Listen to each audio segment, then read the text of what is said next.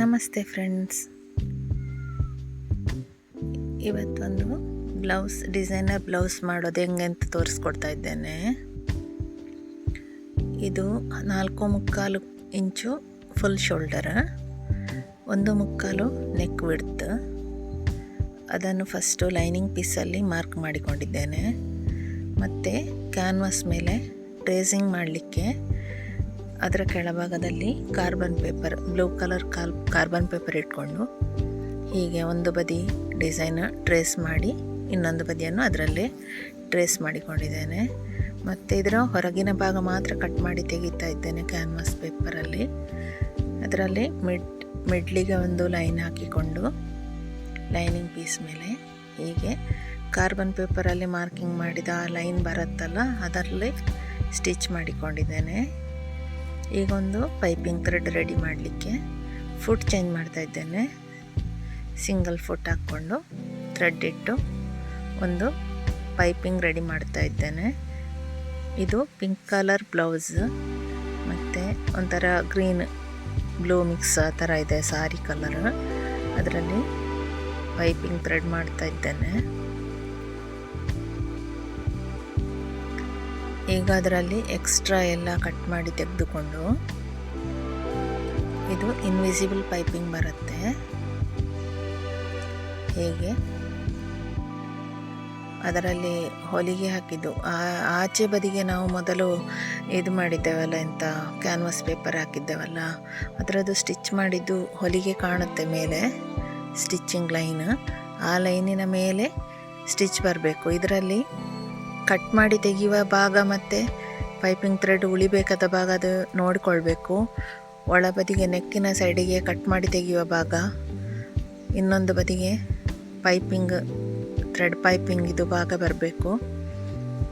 ಇದರಲ್ಲಿ ಆ ಥ್ರೆಡ್ಡಿನ ಹತ್ತಿರನೇ ಕರೆಕ್ಟಾಗಿ ಸ್ಟಿಚ್ ಆಗಬೇಕು. ಸಿಂಗಲ್ ಫುಟ್ಟಲ್ಲಿ, ಡಬಲ್ ಫುಟ್ಟಲ್ಲಿ ತುಂಬ ಕಷ್ಟ ಆಗ್ತದೆ. ಸಿಂಗಲ್ ಫುಟ್ ಒಂದೊಂದು ಇಟ್ಕೊಳ್ಳೋದು ಒಳ್ಳೆಯದು. ಎಲ್ಲರೂ ಎರಡು ಬದಿಗೆ ಅದು ವರ್ಕ್ ಮಾಡುವಾಗೆ ಬರ್ತದೆ, ಎರಡು ಟೈಪ್ ಬರುತ್ತೆ.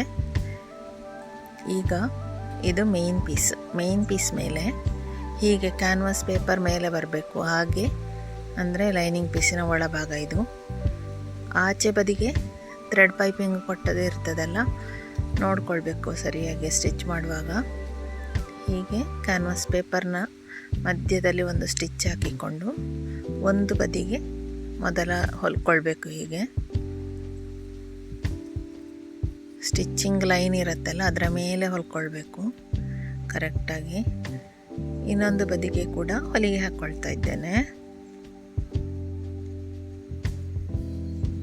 ನೆಕ್ಸ್ಟ್ ನಾವು ನೋಡಿಕೊಳ್ಬೇಕು ಸರಿಯಾಗಿ ಆ ಥ್ರೆಡ್ ಪೈಪಿಂಗ್ ಸರಿಯಾಗಿ ಕಾಣ್ತಾ ಉಂಟಾ, ಅಥವಾ ಅದರ ಮೇಲೆ ಸ್ಟಿಚ್ ಬಂದಿದೆಯಾ ಏನಾದರೂ ಇದ್ದರೆ ಅದನ್ನು ಈಗಲೇ ಬಿಡಿಸಿ ಸರಿ ಮಾಡಿಕೊಳ್ಬೇಕು. ಇದರಲ್ಲಿ ಸರಿ ಆಗಿದೆ.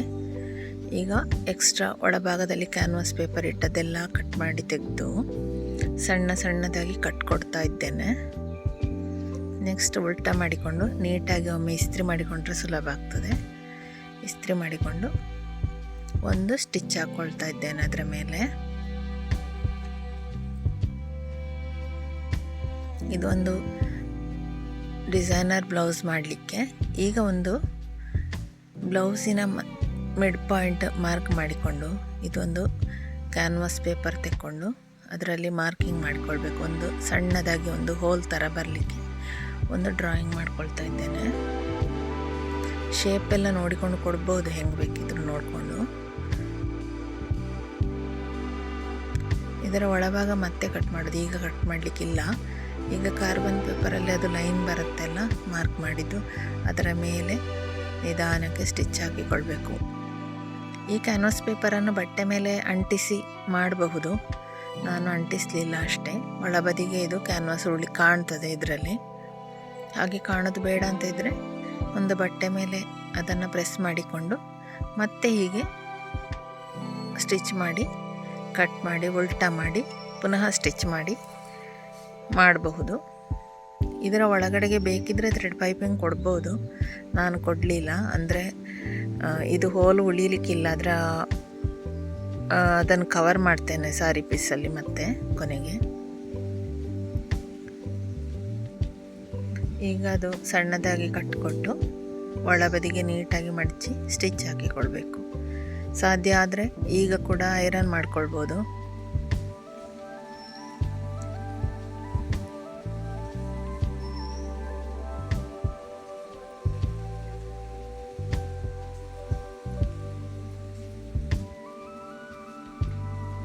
ಈಗ ಟ್ರಯಾಂಗಲ್ ಶೇಪಲ್ಲಿ 2 ಪೀಸ್ ತೆಕ್ಕೊಂಡು ಈ ಹೋಲ್ ಮಾಡಿದ್ದೇನಲ್ಲ ಅದರ ಮಧ್ಯೆ ಮೇಲ್ಭಾಗದಲ್ಲಿ 2 ಟ್ರಯಾಂಗಲ್ ಶೇಪ್ ಇಟ್ಕೊಂಡು ಸ್ಟಿಚ್ ಮಾಡಬೇಕು. ಅದನ್ನು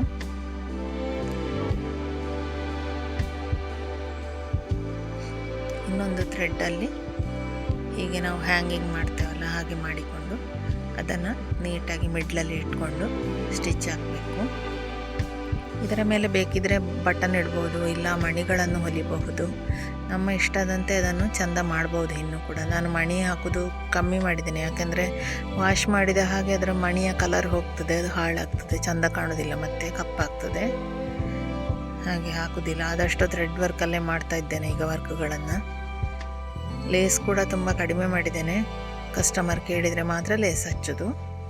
ಈಗ ಅದರ ಒಳಬದಿಗೆ ಒಂದು ಗ್ರೀನ್ ಪೀಸ್ ಇಟ್ಟೆ ನೋಡಿ. ಇಷ್ಟ ಆದರೆ ಲೈಕ್ ಮಾಡಿ.